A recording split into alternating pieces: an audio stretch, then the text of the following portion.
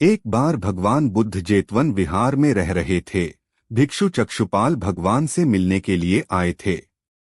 उनके आगमन के साथ उनकी दिनचर्या, व्यवहार और गुणों की चर्चा भी हुई। भिक्षु चक्षुपाल अंधे थे।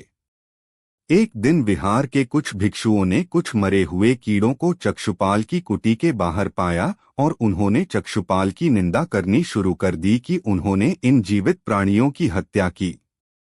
भगवान बुद्ध ने निंदा कर रहे उन भिक्षुओं को बुलाया और पूछा कि क्या तुमने भिक्षु को कीड़े मारते हुए देखा है? उन्होंने उत्तर दिया, नहीं। इस पर भगवान बुद्ध ने उन साधकों से कहा कि जैसे तुमने उन्हें कीड़ों को मारते हुए नहीं देखा, वैसे ही चक्षुपाल ने भी उन्हें मरते हुए नहीं देखा और उन्होंने कीड़ों को जानबूझकर नहीं मारा है, इसलिए उनकी भर्त्सना करना उचित नहीं है। भिक्षुओं ने इसके बाद पूछा कि चक्षुपाल अंधे क्यों हैं? उन्होंने इस जन्म में अथवा पिछले जन्म में क्या पाप किए?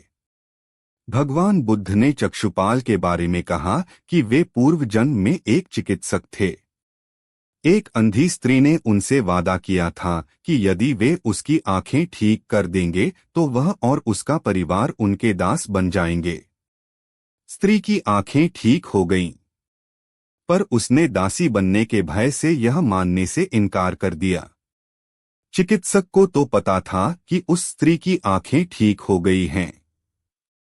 वह झूठ बोल रही है। उसे सबक सिखाने के लिए या बदला लेने के लिए चक्षुपाल ने दूसरी दवा दी। उस दवा से महिला फिर अंधी हो गई।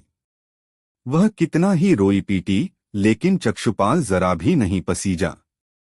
इस पाप के फलस्वरूप अगले जन्म में चिकित्सक को अंधा बनना पड़ा।